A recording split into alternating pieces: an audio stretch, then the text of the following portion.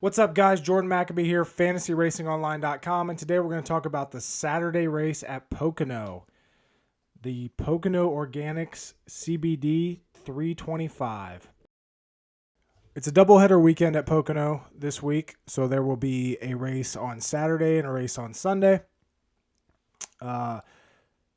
Assuming there's going to be no rain, I think there's last time I checked, there's like a 30% chance. But it's Pocono, and it always seems to rain there. But so Saturday, the starting lineup was set by the qualifying metrics. That's typical that we've become used to. Sunday's race will be set by a top 20 invert. So the top 20 finishers from Saturday's race are going to be inverted. So the guy that finishes 20th will start first. The guy that finishes first will start 20th. Second will start 19th. Third will start 18th, and vice versa. The people finishing 21st through 38th in Saturday's race will line up where they finish on Sunday, from where they finish from Saturday's race. So there's a lot of variables and unknowns that go into a Pocono race, especially this one this weekend. So before we get into that, though, make sure you check out. So we launched a podcast this week, a podcast this week. Myself and Rotodoc and I. It's called Stacking Denny's. You'll be able to watch it on YouTube. I screwed up the video a little bit this week, but there is a video version of it on YouTube, and there will be in the future. You can watch it on Spotify or listen to it on Spotify. Listen to it on Amazon. We'll be on Apple and Google soon once we get approved. But make sure you check that out. We're gonna talk about the race each week, how the last race went, the hot topics in NASCAR. I think you're really gonna enjoy that content. Especially if you're here watching me on YouTube. I think you're really gonna enjoy Rotodoc and I. Really breaking down things and getting a little nerdy when it comes to NASCAR. But so this weekend's race, like I said, there's quite a few unknowns that are going on. So there's really no comparable data for Pocono this year. Pocono is a 2.5 mile track. It's flat. The only comparable track to it, like in previous years, is Indianapolis, and we're not racing there this year. We also haven't raced at anywhere over 1.5 miles this year, except for Daytona and Talladega. Obviously, Daytona and Talladega don't translate very well at all to Pocono. You're drafting and working together at Daytona and Talladega, and Pocono, it's more about handling. But so in addition to that, the unknowns of just no recent data. It's also the fact that the best cars lately at Pocono have been Stewart-Haas Racing and Joe Gibbs Racing, who are both struggling right now. So will those struggles continue, or will they find their magic again this week and at a track that they've ran very well at over the last 3-4 years? It's going to be something to keep an eye on heading into Saturday. Obviously, we'll know a lot more heading into Sunday's race, but Saturday's race is a bit of an unknown, and honestly, I'll warn you right now, when we're going to go through each driver by driver, there's going to be a lot of guys that I like, because you can make a case for a lot of guys this week, whether that be track history, whether that be how they're running now. There's a lot of guys that you can make the case for picking this week, and I think it's going to be fun to set lineups in DraftKings. But let's quickly go over a few things here. First, starting lineup: Larson on the pole, Byron second, Harvick, Logano, Kyle Busch, top 5. Notable starting, further back: Chase Elliott starts 29th, Ryan Blaney starts 27th. Got Keselowski starting 18th, Truex starting 15th. Kind of the lower range guys, I guess. Priest starting 31st, Briscoe starting 28th, Custer 26th. Like I said, Stewart-Haas was really good here last year. If Custer and Briscoe if that continues, Custer and Briscoe obviously can be decent picks in DFS this week, just due to place differential. When it comes to my algorithm and how it sees this race playing out, surprisingly, doesn't have Kyle Larson ranked number 1. Now, it's not by much. You look at this power index here. You can basically throw a sheet over, Hamlin, Larson, Harvick, and even you can throw Byron in there. He's a little bit further back, but he's right there as well as far as who's going to win this race. Now, as you can tell, Hamlin, Harvick, those two have been the best at Pocono recently. There's not a lot of relevant data this year, so that might be why those two guys are kind of overvalued by the algorithm. At the same time, you can't argue with their track history here. If they have cars good enough, to compete, they definitely have the talent to, and they should have the notes from last year. Their setups last year should be able to translate decently well this weekend. Like I said, it has Byron projected to finish 4th, Kyle Busch 5th, Joey Logano 6th, Bowman, Elliott, Truex, and Keselowski rounding out the top 10. Let's take a look at. So we'll take a look at the box scores from last year's races at Pocono. So there was also a doubleheader last year. Let me make sure this is the first one. Yeah. So first race, Kevin Harvick won. I just want to take a look at the Dominator points here with these races last year. You take a look. Almirola had the most fastest laps at 26. Let me make sure. Okay. Almirola 26, Hamlin 21, Harvick 17, and then Joey Logano actually had 11 fastest laps last year. He also had 11 laps led.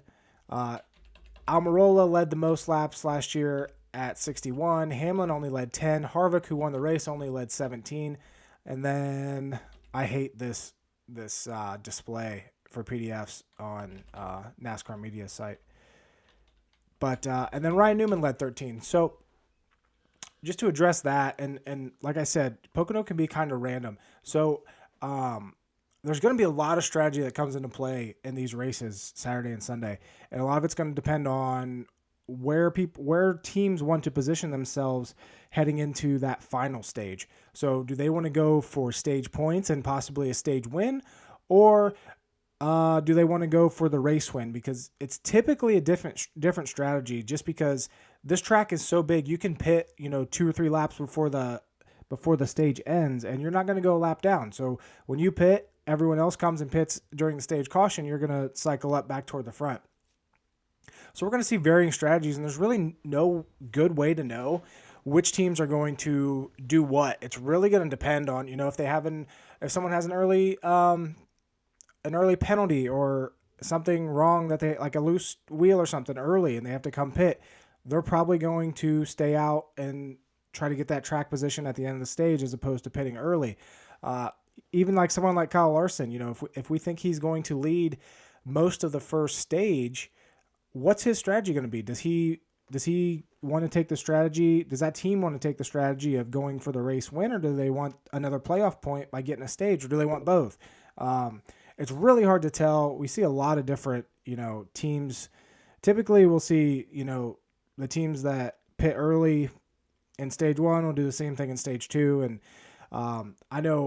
I'm pretty sure like Team Penske has done that a lot, to get those stage points. I could see Denny Hamlin staying out and getting trying to get the stage point, but really it's super difficult to kind of predict what these teams are going to do, and a lot of it depends on how the race starts on Saturday. It could be if their setup is awful and they feel like they need to pit a couple times, they can do that. Like pit with a couple laps to go and then pit again at the stage. They're going to lose that track position, but that gives them more time to work on their car. I'm just giving an extreme example there, but taking a look at the second race of last year here at Pocono, again, you look at fastest laps, Hamlin with 20, Harvick with 17, Keselowski with 21, Ryan Blaney with 15, and then we had Kyle Busch with 7. Laps led, Hamlin with 49, Harvick with 11. We got Keselowski with 13. Kurt Busch actually led 35 laps and also had 9 fastest laps. And then Ryan Blaney led 21. So we typically, that goes to the point I'm trying to get here and looking at these numbers and showing these is we typically don't see, like one guy dominating like we've seen with Kyle Larson lately at Nashville and at Sonoma, or maybe not Sonoma, but I'm having a brain fart. But like as we've seen him do so often this year, we typically just do not see that at Pocono just because of how the races play out. We usually see like 2 or 3 guys with double-digit fastest laps and then 3 to 5 guys with double-digit laps led. That being said, this is a shorter race on Saturday and Sunday. 325 laps, it's 325 miles on Saturday is 130 laps. I expect there to be about 20 to 25 laps of caution, so we're looking at about 105 green flag laps, 105 fastest laps up for grabs, and then 130 laps for laps led. And I do think we're going to see that same breakdown of, kind of multiple dominators and not really one guy running away with it. Going back to the 2019 season, the first race that year, Kyle Busch. So this is kind of the exception of what I was getting at before. So we did have Byron, who started on the pole. He had 12 fastest laps, and Larson had 13. But then Kyle Busch, 49 fastest laps and 79 laps led. Those were the only guys that really led laps too. So, Byron led 25, Larson led 35, and then Kyle Busch led 79. So Kyle Busch, I'm pretty sure that was the year like he completely dominated, this race. He dominated Indianapolis that year, I believe. They really had this package figured out, in this track type figured out. Like I said, Pocono and Indianapolis, the oval are very similar. And any previous season, you'd always go off of those two to kind of see who would be good for the races there. But Kyle Busch, dominated great here in 2019 in June.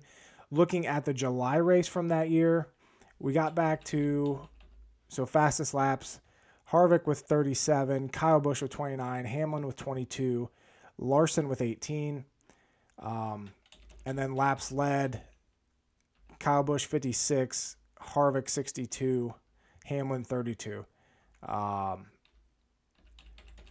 So again, not one guy dominating a ton. This basically had two main dominators. I'd say three. With Harvick, Kyle Busch, and Hamlin, all putting up pretty good dominator points. Something to note, obviously Kyle Larson didn't race here last year, but he did have 18 fastest laps in 2019 in the second race, and in the first race he had 13 fastest laps, and I'm pretty sure he had an issue that race. That was when he was in a Chip Ganassi car, and now he's in, even better equipment, which has to lend you to believe that he definitely has that dominator potential. Once again, if anybody's going to kind of break out and dominate Pocono when most people don't, it's going to be Kyle Larson in the streak he's on right now. So I do think DraftKings, at least on Saturday, is definitely going to come down to what side of the coin you're on when it comes to Kyle Larson. And we'll take a look we'll just go ahead and get right into going down driver for driver. So Kyle Larson, they priced him up this week for Saturday. They have Kyle Larson at 12,500. Definitely a race win contender. Definitely a dominator contender. My projections actually like Kyle Larson quite a bit this week. And they also like William Byron. So the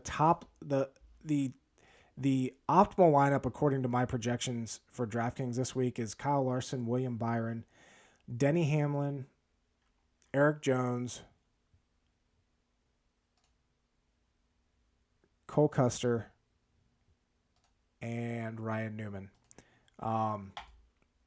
You could also jump up and grab. I like Suarez as a tournament play off of Custer, but I don't love. Before we get into this full breakdown, I don't love pairing together Larson and Byron as much as my projections do. I'd probably go one or the other. And if I'm gonna go, dominator, it's probably gonna be Larson over Byron. Obviously, I'll still have Byron exposure. I'll still have some lineups with both these guys in it. But and I wrote up Byron as a tournament play. I think you should be overweight on him. But strategy wise, I think Larson, with these place differential potential drivers, right here, Elliott at 11,000, Truex at 10,700, Blaney at 10,200, all of them starting 15th or worse, especially Elliott and Blaney. I think a lot of people are going to, gravitate, and rightfully so. This is a short race. There's not a lot of dominator points, but they're going to gravitate toward those place differential plays and maybe stay away from Larson. Now, it's going to take a lot for Kyle Larson to get to where he needs to be scoring wise for that 12,500 salary to work. But there's a ton of value. You know, we got Ryan Newman this week at 5,800. Even Corey LaJoy at 6,000. Priest at 62, starting 31st. Custer at 26th, starting, and he's 63. Eric Jones, who's been really good at Pocono. Same with Daniel Suarez. There's a lot of value in this sub 7,000 range. Chase Briscoe, 6,900, starting 28th. Even Ross Chastain, you know, if you listen to the podcast, we talked a lot about Ross Chastain. I definitely like Almirola and DiBenedetto as well. Like, I like a lot of drivers this week, but Larson. So I'm very interested to see what his ownership percentage comes out to be this week. If it's like high 20%, I like being at about 40% Larson this week. I really do, because I think if anybody's going to go out there and dominate a Pocono race, it's going to be him. He has pretty good stats here in Ganassi equipment. Now, like, the terror that he's on is just ridiculous. You know, 133 fastest laps last week, 29 at Sonoma, 69 at Charlotte, 122 at Dover. Like, the guy is just putting up fastest lap after fastest lap. He's getting a ton of laps led. I mean, he scored 175 points last week.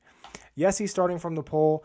Yes, it doesn't make a ton of sense. It typically doesn't make a ton of sense to roll with the pole sitter at Pocono. But if you're going to, I think that sweet spot for Larson is having exposure at about 40%. At least that's what I'm thinking, you know, now. I'm really interested to see what a lot of the other DFS providers say about Larson this week, as far as, you know, whether they think the play is to be on him or off him, because that definitely sways public opinion quite a bit, and where these ownership percentages end up. So if a lot of people are saying, you know, there's a lot of better value in taking Chase and Blaney and Kyle Busch, then I'm going to gravitate to Larson and try to pull the contrarian play. You know, if anytime you're on Larson and it's a somewhat contrarian play, I think you're in a great position. You know, even with his high salary for Saturday's race, even though he's on the pole, he's still the highest projected driver in my projections for DraftKings, and still going to be a great play, and still should get a good chunk of Dominator points. Chase Elliott, don't really need to talk a ton about him. You know, he starts 29th thanks to his disqualification last week. He's been a top 10 machine here at Pocono. You know, fourth. He's had a couple bad races, 3 bad races, but every other race he's been top 10, 3 top 5s. There's no reason to think that Chase won't be at least top 10 this week. You know, and starting 29th, my only issue is he's never really gotten fastest laps here. I don't think he's going to lead a lot here, but he does have top 5 upside. He has definite top 10 potential, which should pay off for that $11,000 salary. Martin Truex Jr. is kind of a bit of a question mark. I could see him running top 5. He's won here at Pocono before. He's never been great, I would say. Like, he led 97 laps here in 2015. In that win, he won here in 2018. If trends continue, it's going to be Truex and victory lane on Sunday, because 2015, 3 years later, 2018, the June race, the first race. 3 years later, it would be 2021. So, you know, maybe Truex wins. I'm just, you know, just where that team's at right now, it just doesn't seem like it. There's something wrong, and I'm not sure what it is. But that's weird. Why does it say Kyle Busch Motorsports? But I do think, you know, as far as DFS goes, I think Truex is a great play off of Elliott and off of Blaney, or combining them with one of the other, just because of the place differential difference between those two. Truex is going to have a lower ownership in the tournaments and everything. So definitely a play. I think my algorithm has him ninth. I can't even confidently say because of how shitty they've been lately, but Truex should be a top 5 contender Saturday in a normal world, which is obviously going to be a solid score starting 15th in DraftKings. It's going to be a solid score in DraftKings. But, yeah, I just don't know. It's hard to tell with that team right now, and it seems like Gibbs overall has regressed a little bit. But, again, Gibbs has been really, really, really good here at Pocono over the last few years. How much will that matter this weekend? That's what we need to figure out.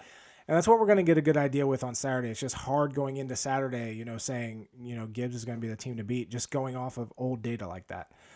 Ryan Blaney, he starts 27th, obvious place differential play. I think he'll be about a 12th place car. That's typically where he's at. I don't like where Penske's running right now. Last 5 races here, 22nd, 12th, 10th, 12th, 12th. He did win here when he was in the Wood Brothers car. Finished 6th here in 2018. I just don't see massive upside with Blaney like I do with definitely with Chase Elliott and probably with Truex. But obviously, Blaney is a very safe play. He should challenge for a top 10 and starting 27th and only being 10,200. Definitely a very safe play in DraftKings. Definitely a cash option in my opinion. And a pretty good. He should be a pretty good play. Kyle Busch starting 5th. I actually really like Kyle Busch this weekend.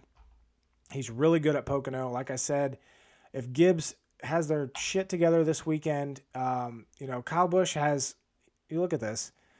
He didn't do too well last year. 2 laps led between the 2 races. I know he wrecked out of the second one because I was very heavy on him that race. But before that, he won 3 of 4 here from 2017 to 2019. He led 50 or more laps in 5 of the 6 from 2017 to 2019. Like, Kyle Busch knows how to race Pocono. He starts 5th. I think he can go very overlooked this week. I actually really like him, as a potential dominator. You look at, we pull up the last 2 years of Pocono data, and Kyle Busch right up there, 92 fastest laps, second best Kevin Harvick with 80, and then Hamlin with 69. So Kyle Busch definitely been very strong over the last 2 years at Pocono. If Gibbs comes out and if Hendrick comes out and has been like they've been and looks like they've or runs like they have been at Pocono lately, I could definitely see Kyle Busch, even getting to the lead early over Larson. Maybe Larson doesn't lead the first 30 laps or whatever, and Byron slips back a little bit. I could definitely see Kyle Busch, definitely paying off that $10,000 salary. I really like Kyle Busch this weekend. His teammate Denny Hamlin starts 10th. My algorithm predicts Denny Hamlin's going to win. He's at $9,700 at one of his best tracks. I wrote up Hamlin as a cash play. There's not much to dislike about Hamlin. First, second, and first over the last 3 races. He has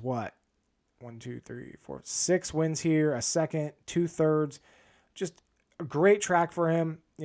Barring a mechanical issue, he should be top 5 at $9,700.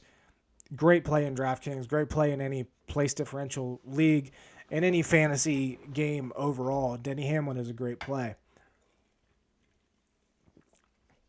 Brad Keselowski, he starts 18th. He's one that has been very strong here at Pocono lately. 11th or better in 10 of the last 11 races. 9 of those were top 9 finishes, a bunch of top 5s in here. I know my algorithm doesn't really like Keselowski this week. It has him 10th. My projections aren't super high on him, but definitely with a guy starting 18th at $9,500, you have to like Keselowski. He should be a top 10 contender. My biggest concern, and we went over this in the podcast this week, is Penske's just not that good right now. And it's kind of concerning. You look at Keselowski, he won Talladega. He finished 3rd at Kansas. Since then, he has 0 top 10s in points paying races. Best finish of 11th. Just not liking it, and only 2 top 15s. So if you're going by recent performance, Keselowski, might be a good week to stay off him. I think his ownership is going to be pretty high. So might be a good week to be off of him starting 18th, especially if, he can only muster a 12th place finish. I'd definitely rather be on Hamlin and be on Kyle Busch and maybe even Harvick, who's next on our list, rather than Keselowski.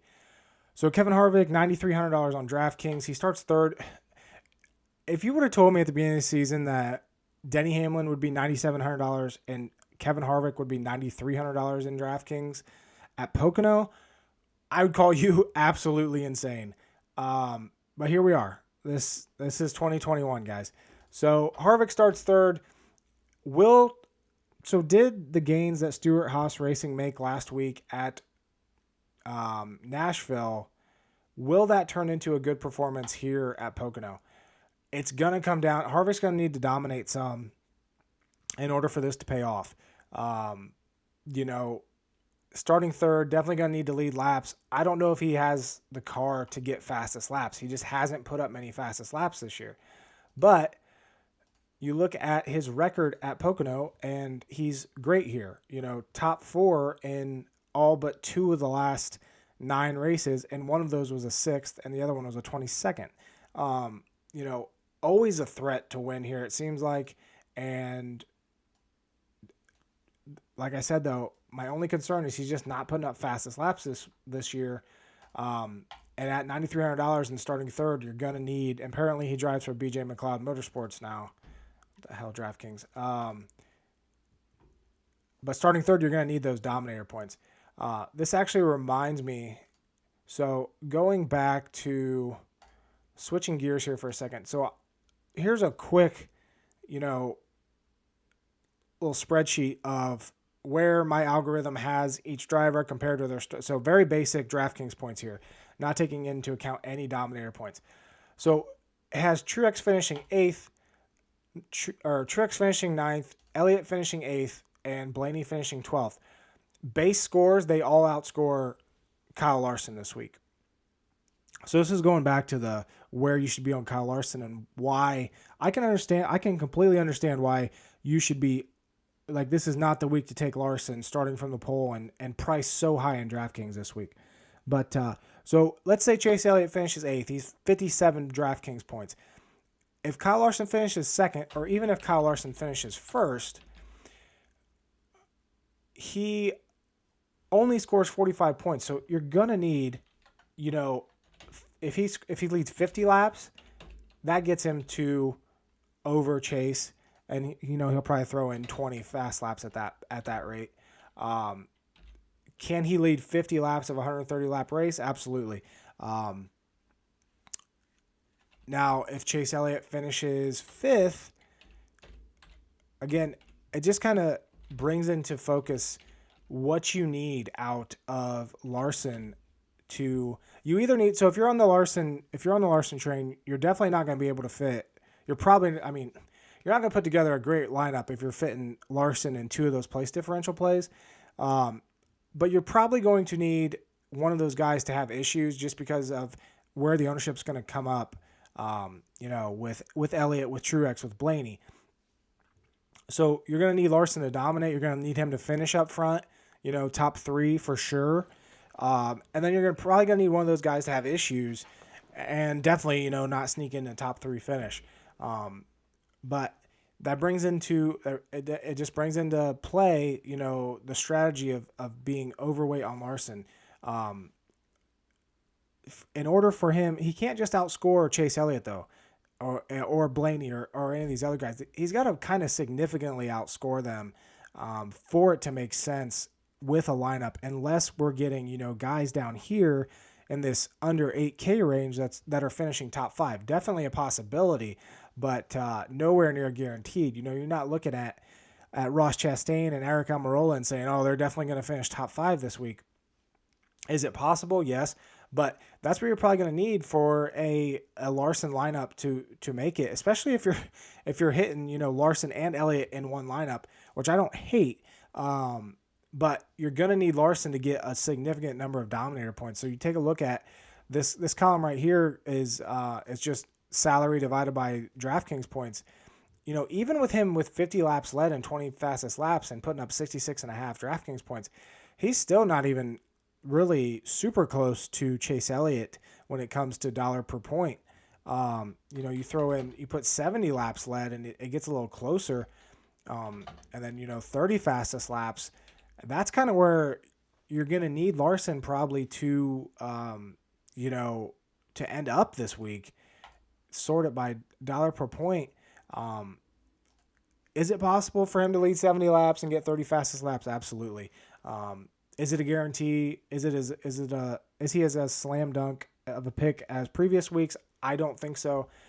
But that's the beauty of DraftKings and coming up with the strategy, week in and week out. A lot of weeks it's been really dumb to fade Larson, but when he has, like last week at Nashville when he was 50% owned, that's it. If he has just one thing go wrong, being underweight on him is going to be the play, and that's where you're going to clean up money wise probably. As long as you're smart with the rest of your lineup. But anyway. Starting second's William Byron. He's $9,000 in DraftKings this week. My projections actually really, really, really like William Byron this week. I think he has a shot at dominating a good portion of this race. If Larson doesn't just run away with it. You look at Byron before he got good this year with his 24 team.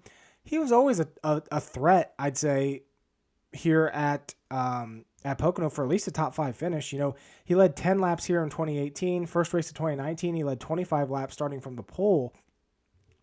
4 top 10s in his last 5 Pocono starts. Has never finished worse than 18th here. And with how that team's running right now, it's not too crazy to think that William Byron won't finish top 3. And if he throws in those Rackley, W-A-R, whatever. If he throws in some dominator points, only being $9,000, I think Byron, is definitely a great tournament play. I wrote him up as a tournament play this week, and I'm really liking Byron on Saturday for sure at that $9,000 price point. Joey Logano, he starts 4th. My algorithm really likes Joey Logano a lot more than I expected. Has him ranked 6th. The reason I am surprised by that. One, they're racing the 550 package this week. Logano's not that great in the 550 package. 2, he hasn't finished 6th or better since 2016 when he finished 5th. He hasn't been that great at this track. One thing I can say, you look at stage finishes, last 4 races. So he started 36th in the second race last year. So obviously he's not gonna do well in the stages, probably starting that far back, at least in stage 1. But you look before that, he finished 1st, 2nd, 3rd, 8th, and 2nd in the previous 6 stages. That's something you really like to see. Now, whether that was strategy, whether he was actually that good, I'd have to go back and really look at the tape on that.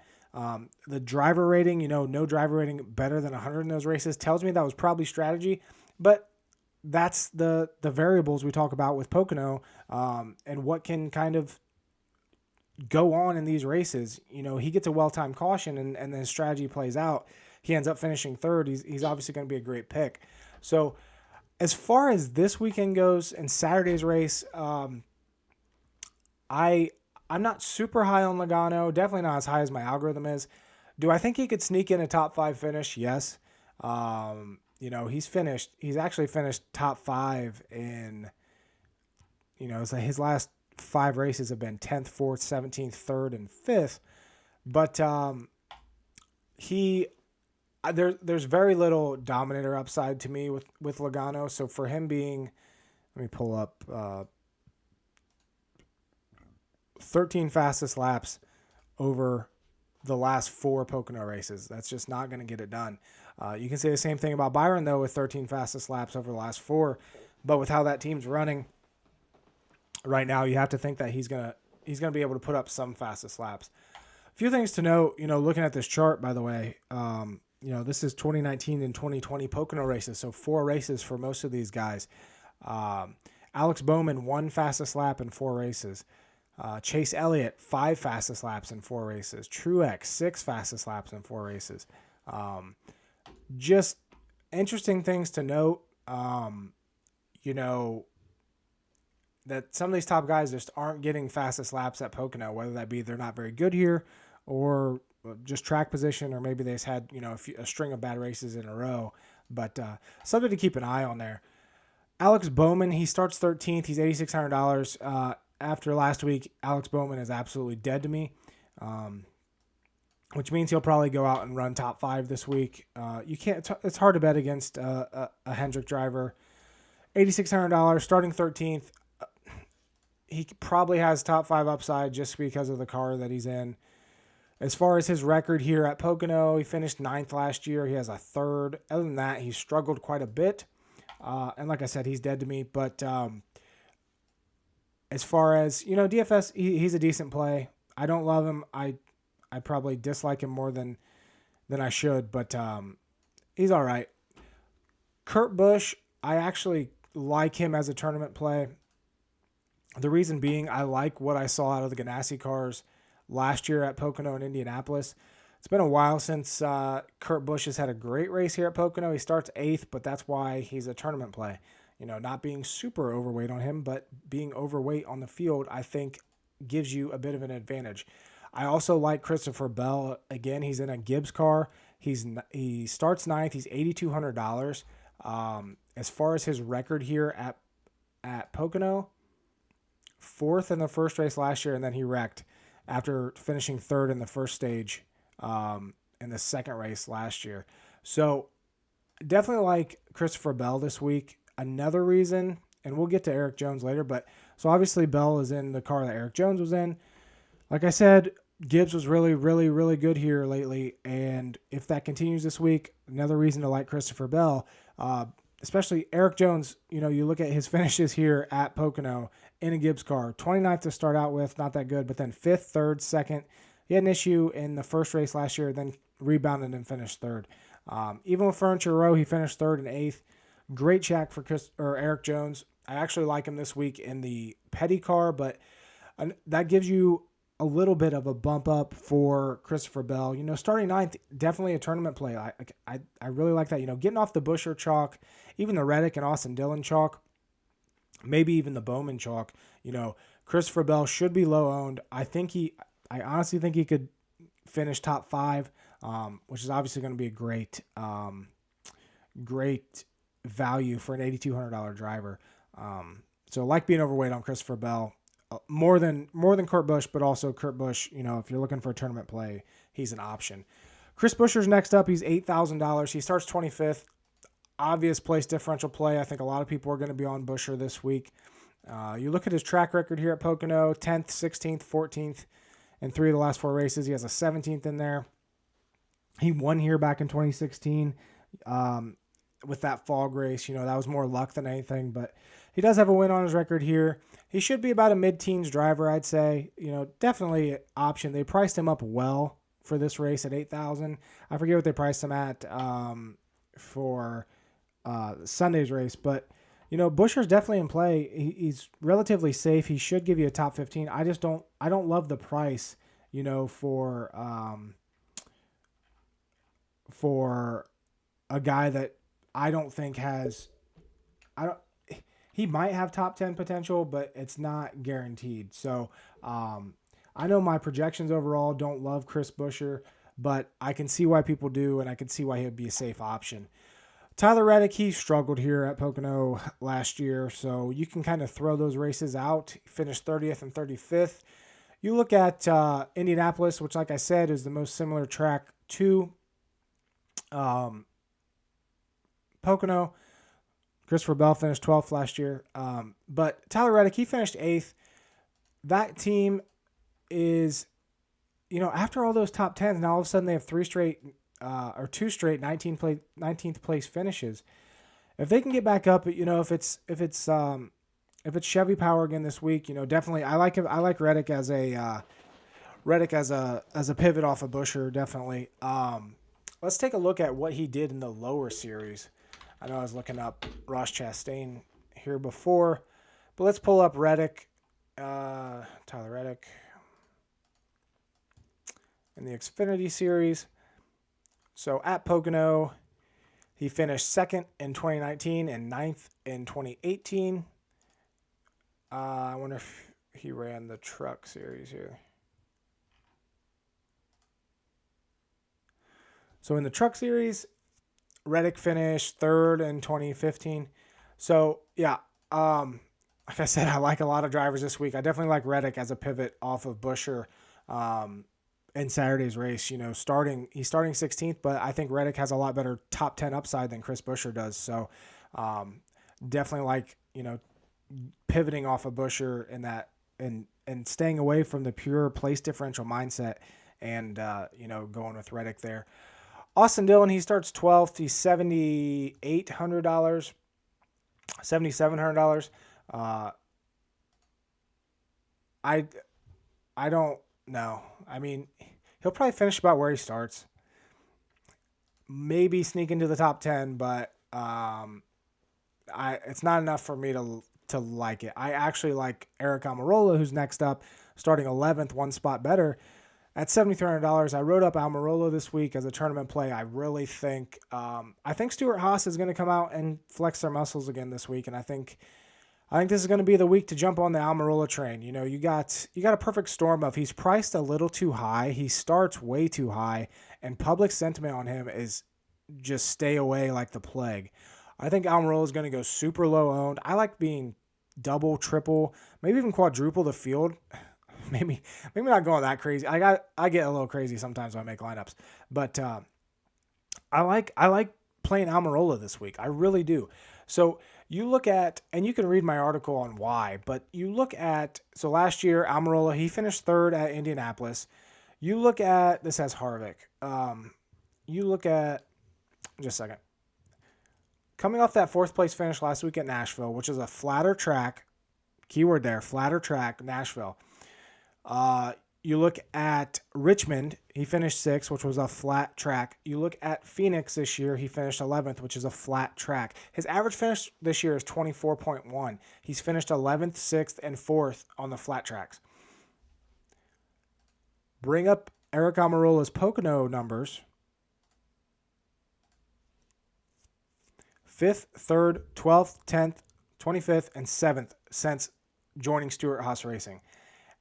If they're still struggling as far as their setups and as far as their cars go this week, this is going to be a really dumb play, but I really like Eric Almirola this week. I think he can sneak in like a top 7 finish again and be a great play that not many people are going to be on just because he starts 11th. He's $7,300 and he's absolutely sucked this year. So that is where I'm at on Almirola. I might be living or dying by the guy on Saturday. I don't love being in that position, but hey, I'm taking a stand, and I think Almirola is going to be really good this week. Matt DiBenedetto, he starts 21st, $7,100. Another guy I like. It's going to come down to, though, like, again, what's his car going to do? So 6th and 13th last year with the Wood Brothers, 17th in both races here in 2019 with Levine. Obviously, there's place differential upside with DiBenedetto starting 21st. Let's take a look at finished 19th at Indy last year, but he was top 10 in both stages, so noteworthy there. DiBenedetto, like, it's the same with, he's struggling as well. Same with Penske, which, it's basically another Penske car, but DiBenedetto finished 9th at Richmond, 14th at Phoenix. I think he can finish, top 15, top 12 maybe, and really, really be a strong play. Another guy, obviously, if I like Stuart Haas this week, I got to like Chase Briscoe. Has no Cup experience here, but we'll take a look at what he's done in the lower series. So Chase Briscoe driving an Xfinity, 1st and 3rd in his last 2 starts. I don't know if he's ran here in the truck series or not, but we'll check. 1 start, finished 9th, not awful, back in 2017. Obviously starting 28th, $6,900, great play. Safe play, somewhat, as long as Stuart Haas just shows up, Briscoe will be a great play. I do think it's going to be like Almirola, though, and people are going to be a little hesitant to take him. So, yeah, I like having my projection. I will say my projections do not like Briscoe this week that much at all. But definitely a place differential play. I think he can come home mid-teens, which is obviously going to be a great point total for a guy at $6,900. Ross Chastain, if you listen to the podcast, you know Rotodoc and I talked extensively about Ross Chastain. He starts 6th. Love the upside there. Love him as a tournament play. Just really think this is one of his better tracks. He's won here in the lower series. He's always been strong in the lower series. You look at last year, Matt Kenseth running this same 42 car. He finished 2nd in Indianapolis, which is obviously great. But then even here at Pocono, for as much as Kenseth struggled last year in that car, he finished 11th and 12th in it. So with how Ross Chastain's running right now, starting 6th, he should be really low owned, especially at $6,800 and starting 6th. Definitely love being overweight on Chastain in tournaments. And you can read my article for any other reason that I missed there. Why? I know there's a couple more I wrote about. Ricky Stenhouse Jr., he starts 7th. He's $6,600. He's never had a top 10. The best finish he's ever had was 11th, and only 5 top 15s in 16 career starts. So, yeah, no. Daniel Suarez I really like as well. Like I said, I like a lot of guys this week. You could make a case for a lot of people. But Suarez has always been really good here at Pocono, and I like what Trackhouse is doing. So to get off that Jones chalk, to get off the Custer chalk, to get off the Priest chalk, the Briscoe chalk, I like Suarez, $6,500. He starts 14th. When he was with Gibbs, he finished 7th. He finished 2nd. He finished 8th with Stuart Haas here. He's good at this track. If he has a decently fast car, like he's had here recently, 7th at Nashville, 12th at Sonoma, 15th at the Coca-Cola 600, 9th at Dover, 11th at Kansas. I think Suarez can sneak in a top 10 this weekend, which is obviously going to be a great points day for a guy at $6,500 on DraftKings. So yeah, that's where I'm at with Suarez. Definitely like him. Definite tournament play. I think he'll be pretty low owned. Like being overweight on him. Eric Jones, he starts 22nd. He's $6,400. My projections love Eric Jones. And part of it is because his record here, I mean, the guy can absolutely wheel it at Pocono. Top 5s in all but 3 of his 8 career starts. Another one was 8th, and then the other 2 races he had issues. You look at Indianapolis last year, Bubba actually finished 9th here in that Richard Petty Motorsports car. So you like to see that upside. And Eric Jones, it seems like that team's starting to run a little bit better now. So when you combine the fact that they're starting to run a little bit better, Eric Jones is really good at Pocono. You know, they're 18th, 22nd, 16th, 16th, 11th, and 19th. Recently, there's a lot to like about Eric Jones this week. Starting 22nd. Do I think he can get a top 10? No. Is it possible? Yes. Do I think he's very likely to get a top 10? No. Is it possible? Yes. But probably a mid-teens finish and definitely a good play in DraftKings, as is the next guy, Cole Custer, starting 22nd. He's $6,300. You know, if I like I said, if I like Stuart Haas, I like Cole Custer. When it comes to his record here at Pocono, he was 16th and 17th in the 2 races last year. He ended up 5th at Indianapolis, and he's starting 26th. So, you know, definitely a very safe option, Cole Custer is. You look at, let me pull up this here.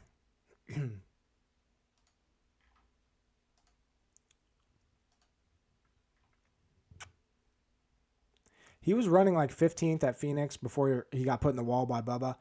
And then, Richmond, they struggled a bit. But I think there's upside with Cole Custer this week. Like I said, my projections like him quite a bit with that Stuart Haas Ford. Ryan Preece, he starts 31st. He's probably going to finish about 24th, 26th, somewhere in that range. It's about where we come to expect him. You know, average finish 26th. He did have a 20th in the first race last year. That race had Jones out, Logano out, Reddick finished 30th, Bowman finished 27th, Chase Elliott 25th. So that's a little that 20th place finish you have to take with a grain of salt with Priest last year. He's obviously a safe pick starting 31st. I just don't see a ton of upside there. I'd rather go with a Custer. I'd rather go with a Jones. I'd rather go with a Suarez, or I'd probably even rather go with a Bubba Wallace. Like I said, Joe Gibbs Racing has been really, really, really good here at Pocono lately. And if that continues this weekend, obviously Bubba's basically running another Gibbs car.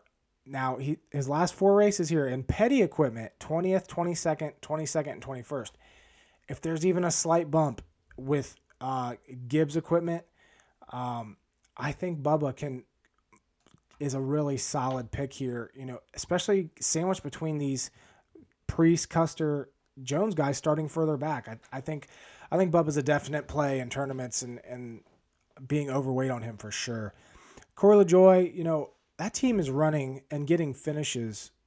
Look at this. 16th at Nashville, 18th at Sonoma, 19th at Charlotte, 20th at Circuit of the Americas, 22nd. I don't remember what the Goodyear 400 was. Was that Darlington?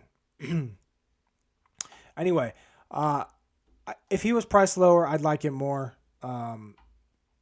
He's decent. His record here at Pocono isn't great though. So it's one of those, sprinkle in some LaJoie here and there, but 21st and 23rd, the last 2 starts, it's just hard. It's hard to pay $6,000 for Corey LaJoie. He's definitely going to have to get into the teens to make that work. So, yeah, I like it. I always like Corey LaJoie. I don't love him this week at that price. Justin Haley, he starts 34th. Don't get wrapped up in the place differential play. There's probably not going to be a lot of wrecks this week, and that's what you're going to need for him to really move up. So I won't have much Justin Haley at $5,900. Ryan Newman, they really underpriced for both slates this week. He starts 19th. He should be a mid-teens driver. They are, I don't think I went over this, but they're running the left side tire from Homestead and Darlington this year, and the right side tire from Fontana last year. So let's take a look at how Newman, and these tracks don't really compare well at all. Like Fontana kind of does, but like I said, that's from way earlier in the year of 2020. Darlington and Homestead don't particularly translate to Pocono very well. But you look at those races, Newman finished 7th at Homestead. He finished, losing my spot here, 10th at Darlington. And his recent record here at Pocono is he's finished 18th, 15th, 14th, 16th, 8th in his last 5 starts. Should be a mid-teens contender. Priced at $5,800, like, I don't know what DraftKings was thinking there. I get it. He starts a little bit higher on Saturday, but they did the same thing on Sunday, so I don't know. Michael McDowell, he could be a sleeper this week, and I talked about it on the podcast. He finished 8th last year in this race. He has a few top 20s, in his last 7 starts here at Pocono. He starts 17th, so he's definitely a tournament play. But it's one of those that I can see being I could see him, finishing top 15, and I'm going to be like, yeah, that's not super surprising. Like, they've been running well this year. Am I going to have a ton of Michael McDowell in my lineups? Probably not. I'm probably going to default to Newman or even Alfredo if I go that low, but I'll have some McDowell exposure, just not a ton. I'm not going to take a stand and be super overweight on McDowell or anything. Anthony Alfredo, he starts 24th. He's $5,400. You have to like the price. I don't even know if he's made a start at this racetrack.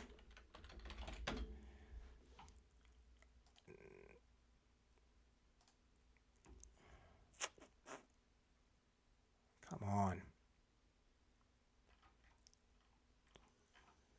So pull up the Xfinity. His Xfinity starts, starts at Pocono and Truck Series. 1 start at Pocono, and he finished 31st after wrecking. So this is a really tough track. Alfredo starting 24th.